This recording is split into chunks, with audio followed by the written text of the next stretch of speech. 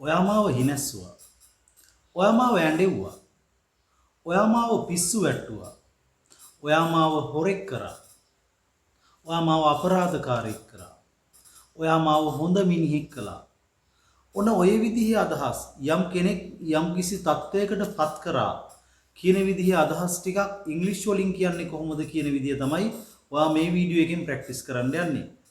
මේක හරිම සරලයි. ලොකු වචන ප්‍රමාණයක් නැහැ. හරිම සරලව ලේසියෙන් ඔයාට ඉගෙන ගන්න පුළුවන්. ඉතින් වීඩියෝ එකේ මුල ඉඳලා අග වෙනකන් හොඳ අවබෝධයකින් බලන්න. ඒත් එකම ඔයා තාමත් මේ channel එක subscribe කරලා නැත්නම් දැන්මම පහළ තියෙන subscribe button එක press කරලා channel එක subscribe කරන්න. right. අපි එහෙනම් යමු පාඩමට. ඔයා මාව ඇඬෙව්වා. මේකට මුලින්ම වචන තුනක් ගන්නවා. ඒ තමයි you made me කියන වචන තුන. You made me. Okay, make M A K E කියන ක්‍රියාපදයේ අතීත කාලයේ තමයි M A D E. එතකොට made වෙනවා. එතකොට make එක made කරන්න ඕනේ. ඔයා මාව ඇඬෙව්වා. You made me. Okay? එතකොට අඬනවට කියනවා cry කියලා. You made me cry. You made me cry. ඔයා මාව ඇඬෙව්වා. ඔයා මාව හිනැස්සුවා. දැන් ආයෙත් මතකනේ අර මුල් වචන තුන. You made me. හිනැස්සුවා laugh. හිනා වෙනවට අපි කියනවා laugh කියලා. You made me. ඔයා මාව පත් කරා නැත්නම් ඔයා මාව යම් කිසි තත්වයකට පත් කරා කියන අදහස තමයි you made me කියන වචන තුනෙන් දෙන්නේ. You made me laugh. ඔයා මාව පත් කරා hina වෙන තත්වයට. එහෙම නැත්නම් අපේ normally අපි කතා කරන බස් වහරේ සිංහල බස් වහරෙන් නම් අපි කියන්නේ ඔයා මාව හිනැස්සුවා. You made me laugh. You made me laugh. ඔයා මාව පිස්සු වැට්ටුවා. You made me ඒ වචන තුන අනිවාර්යෙන් දාන්න. You made me mad. You made me mad. ඔයා මාව පිස්සු වැට්ටුවා. තාමත් ඔයාලට කෙනෙක් එක්ක face to face English කතා කරන්න බැරිද? එහෙම කතා කරද්දී වරදිනවද? ප්‍රශ්නයක් අහන්න බැරිද? ප්‍රශ්නයක් අහපුවාම උත්තර දෙන්න බැරිද? ඉතින් මේ වගේ ගැටලු ඔයාලට තියෙනවා වෙන්න පුළුවන් ඉංග්‍රීසි භාෂාව භාවිතා කරද්දී. ඉතින් මේකට හොඳම විසඳුමක් තියෙනවා. අගෝස්තු මාසයේ 16 වෙනිදා මගේ අලුත්ම ඔන්ලයින් ඉංග්‍රීසි පාඨමාලාව පටන් ගන්නවා. මේක මම දේශනයක් දෙන පාඨමාලාවක් නෙමෙයි. මම උගන්වීම් කරන දේවල් ප්‍රායෝගිකව පන්තිය තුලදී කතා බහ කරලා පුහුණු වීම කරන්න පුළුවන්. ඉතින් හොඳ පුහුණුවක් නැත්නම් අපිට කෙනෙක් එක්ක ඉංග්‍රීසි කතා කරන්න බෑ. නිකන් ගුරුවරයෙකුගේ දේශනයක් විතරක් අහගෙන අපේ කට ඉංග්‍රීසි කතා කරන්න හුරු වෙන්නේ නැහැ. ඉතින් එහෙම හුරු වෙන්න නම් අපි ප්‍රායෝගිකව පුහුණු වෙන්න ඕනි. මේ පාඨමාලාව ඇතුළේදී ඔයාලට පුළුවන් පාඨමාලාවට සම්බන්ධ වෙන කට්ටියත් එක්ක වගේම මාත් එක්කත් ඉංග්‍රීසි භාෂාව ලස්සනට කතා කරන්න පුහුණු වීම කරන්න. මෙම අලුත්ම පාඨමාලාව පටන් ගන්නවා අගෝස්තු 16 වෙනිදා. මේක මාස දෙකක් තියෙනවා. සඳුදා, බදාදා, සිකුරාදා යන දවස් තුනේම රෑ 7:30 ඉඳලා 9:30 දක්වා පැවැත්වෙනවා. ඉතින් කිසිම වයස් භේදයකින් තොරව ඕනම කෙනෙකුට වයස අවුරුදු 10 ඉඳලා 80 90 දක්වා ඕනම කෙනෙකුට සම්බන්ධ වෙන්න පුළුවන්. ඕනම ශාස්ත්‍රයක රැකියාවක් කරන කෙනෙක්, ඕනම ශාස්ත්‍රයක අධ්‍යාපනය ලබන කෙනෙක්, ලංකාවේ වගේම විදේශගත වෙලා ඉන්න ඕනම කෙනෙකුට සම්බන්ධ වෙන්නත් පුළුවන්.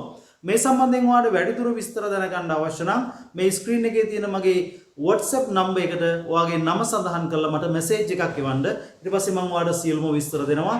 16 වෙනිදා ඉඳලා ඔයාලට පාඨමාලාවට සම්බන්ධ වෙලා ලස්සනට ඉංග්‍රීසි කතා කරන්න පුහුණු වීම කරන්න පුළුවන්. හරිම සරලයි. එහෙම නේද? අර මුල් වචන තුන ඔලුවට දාගත්තා නම් ඕකේ. You made me. පළවෙනි එක you made me අඬනවට අපි කිව්වේ cry කියලා. You made me cry. ඔයා මාව ඇඬෙව්වා. එහෙම නැත්නම් ඔයා මාව අඬන තත්ත්වයට පත් කළා. ඔයා මාව හිනැස්සුවා. You made me laugh. ඔයා මාව පිස්සු වැට්ටුවා. You made me mad. You made me mad. You made me mad. සමහර වෙලාවට අපි කියනවනේ ඔයා මාව හොරෙක් කරා. ඒ කියන්නේ මට හොරකම් කරන දේවල් ගන්නලා ඔයා තමයි මාව හොරකම් කරන තත්ත්වයට පත් කරේ. එතකොට හොරෙක් නම් a thief. You made me a thief. You made me a thief. ඔයා මාව හොරෙක් කරා නැත්නම් මම ඔයා මාව හොරෙක්ගේ තත්ත්වයට පත් කරා. You made me a thief. You made me a thief. ඔයා මාව හොඳ මිනිහෙක් කරා. එතකොට you made me කියන කොටස එනවා. You made me. හොඳ මිනිහෙක් a good man. You made me a good man. ඔයා මාව හොඳ මිනිහෙක් කළා. You made me a good man. You made me a good man. ඔයා මාව හොඳ මිනිහෙක් කළා. Okay? සමහරු කියනවා ඔයා මාව අපරාධකාරයෙක් කරා කියලා. You made me a criminal. You made me a criminal. ඔයා මාව අපරාධකාරයෙක් කරා නැත්නම් අපරාධකාරයෙක්ගේ තත්ත්වයට මාවපත් කරා. You made me a criminal. You made me a criminal. ඔයා මාව අපරාධකාරයෙක් කරා. මෙතනදී මේ ඔයා මාව යම් කිසි තත්ත්වයකටපත් කරාම විතරක් නෙමෙයි. මාවම නෙමෙයි. You made me විතරක් නෙමෙයි. You made us. ඔයා අපිවපත් කරා කියන්නත් පුළුවන්. ඔයා අපිව හිනැස්සුවා. එතකොට you made us laugh. ඔයා ඔවුන්ව හිනැස්සුවා. You made them. they එහෙම නෙමෙයි. You made them. objective pronoun එක තමයි ගන්න. You made them laugh. ඔයා ඇයව හිනැස්සුවා. You made her. එතකොට she එහෙම ගන්න නෑ එතෙන්ද. You made her laugh. You made her laugh. ඔයා ඔහුව හිනැස්සුවා. You made him laugh. You made him laugh. ඔයා නිමල්ව හිනැස්සුවා. You made Nimal laugh. You made Nimal laugh. එතකොට මේ ඔය විදිහට අපිට එයා වෙනස් කරන්න පුළුවන්. අර මුල ඉන්න you වෙනස් කරන්නත් පුළුවන්. දැන් අපි හිතමුකෝ මෙහෙම මම ඔයාව ඇඬෙව්වා. I'm sorry. ඔයාට කියන්නේ මම ඔයාව ඇඬෙව්වා. මට සමාව වෙන්න. එතකොට I made you cry. I made you ඔයාව cry අnder තත්ත්වෙට මම ඔයාවපත් කළා. එහෙම නැත්නම් මම ඔයාව ඇඬෙව්වා. හරි සරලවම කියනවා මම ඔයාව ඇඬෙව්වා. I made you cry. I made you cry. මම ඔයාව ඇඬෙව්වා. පැහැදිලිද? අපි මෙහෙම කිව්වොත් එහෙම ඇය මාව පිස්සු වැට්ටුවා. එහෙම කියනවනේ.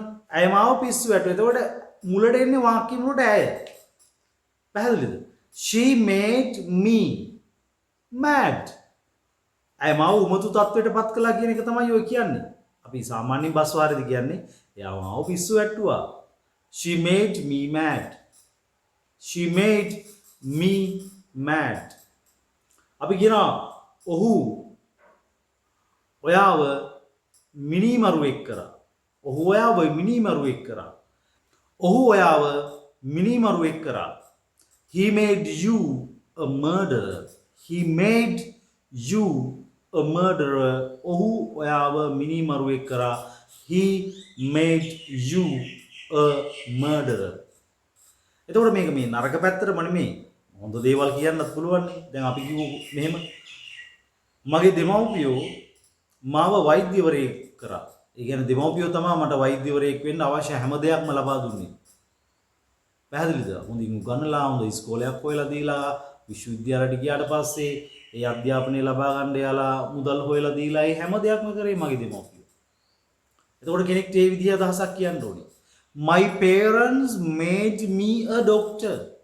My parents made me a doctor. My parents made me a doctor. මගේ දෙමව්පියෝ මාව වෛද්‍යවරයෙක් කරා. ඕකේ? අපිට කියන්න ඕනොත් එහෙම ඔහු මාව ගුරුවරයෙක් බවට පත් කරා. He made me a teacher. He made me. ඔහු පත් කරා මාව. He made me a teacher. He made me a teacher. Right. දැන් අපි කොහොමද එතකොට ඕක නැහැ කියන අදහස ගන්නෙ? අපි කිව්වොත් එහෙම ඔයා මාව ඇඬෙව්වේ නැහැ. දැන් ඇඬෙව්වා නම් you made me cry. You made me cry. එතකොට ඔයා මාව ඇඬෙව්වේ නැහැ. එතකොට ඔය made කියන එක past වලින් අතීතයෙන් තියෙන වචනයක් නේ. ඔය අතීතයෙන් තියෙන ක්‍රියාපදවල නැහැ කියන අදහස ගන්න අපි ගන්නවා did not. එහෙම නැත්නම් did not කියන වචන දෙක කෙටි කරපුවම didn't. didn't ආපු ගමන් අර අතීතයෙන් තියෙන ක්‍රියාපදය වර්තමානයට එන්න ඕනේ. ඒ කියන්නේ made කියන වචනේ make බවට පත් වෙන්න ඕනේ. එහෙනම් ඔයාට කියන්න ඕන නම් ඔයා මාව ඇඬෙව්වේ නෑ. You didn't made එක make. You didn't make me cry. You didn't make me cry. ඔයා මාව හිනැස්සුවේ නෑ. You didn't make me laugh. You didn't make me laugh. You විතරක් නෙමෙයි. ඒ you තියෙන තැනට ඕනම නාම පදයක් එන්න පුළුවන්. me තියෙන තැනටත් එන්න පුළුවන් her, him, us, them කෙනෙක්ගේ නම ඔය වගේ දේවල් එන්න පුළුවන්. ඉතින් ඔයා try කරන්න මේ මම කියලා දීපු විදිහේ මේ වෙනස් උදාහරණ. මම කියපු උදාහරණ ටිකම ප්‍රැක්ටිස් කරන්න එපා. වෙනස් විදිහේ උදාහරණ ටිකකුත් හදලා ඔයාගේම අදහස් ටිකක් දාලා පුහුණු වීම කරන්න. පැහැදිලිද? මේක නිතර අපිට වැදගත් වෙන කොටසක්. නිතරම ඉංග්‍රීසි කතා කරද්දී භාවිතා කරන කොටසක්.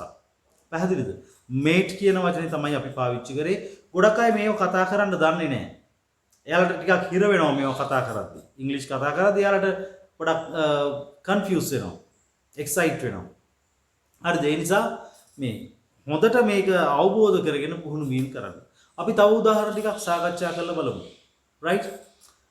ඔයාට කියන්න ඕනේ කෙනෙකුට මගේ යාළුවෝ මාව දක්ෂ පුද්ගලයෙක් බවට පත් කළා. යාළුවෝ තමයි මට දක්ෂ වෙන්න උදව් කරේ. My friends made me a clever person. My friends made me a clever person. සමහරට මම යම් විෂයන් වලට දුර්වලව හිටියා. හැබැයි මට හොඳ යාළුවෝ ටිකක්. ඒ යාළුවෝ මට මම නොදන්න දේවල් කියලා දීලා මාව දක්ෂ පුද්ගලයෙක් බවට පත් කළා. එහෙම යාළුවෝ හොයාගන්න ටිකක් අමාරුයි. අපි හිතමු එහෙම යාළුවෝ ටිකක් එකතු වෙලා මාව දක්ෂ පුද්ගලයෙක් බවට පත් කරා කියලා. එතකොට ඔයාලට කියන්න පුළුවන් my friends made me a clever person. My friends made me a clever person. මගේ යාළුවෝ මාව දක්ෂ පුද්ගලයෙක් බවට පත් කරා. right? ඔහු මාව කළමනාකරුවෙක් බවට පත් කළා. He made me a manager. He made me a manager. ඔහු මාව කළමනාකරුවෙක්ගේ තත්ත්වයට පත් කළා. නැත්නම් සරලවම කියනවා නම් ඔහු මාව කළමනාකරුවෙක් කළා. right? පැහැදිලිද? ඉතින් මේ made කියන වචනේත් එක තමයි මම මෙතන අදහස් සෑහෙන ප්‍රමාණයක් ඔයාලට කියලා දුන්නේ.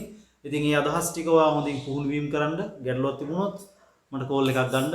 ඒත් එකම මගේ ඔන්ලයින් ඉංග්‍රීසි ක්ලාස් එකට සම්බන්ධ වෙන්න අවශ්‍ය නම් මේ ස්ක්‍රීන් එකේ තියෙන මගේ නම්බර් එකට ඔයාගේ නම සඳහන් කරලා මට WhatsApp message එකක් එවන්න. right? So let's meet with another useful video like this. So goodbye.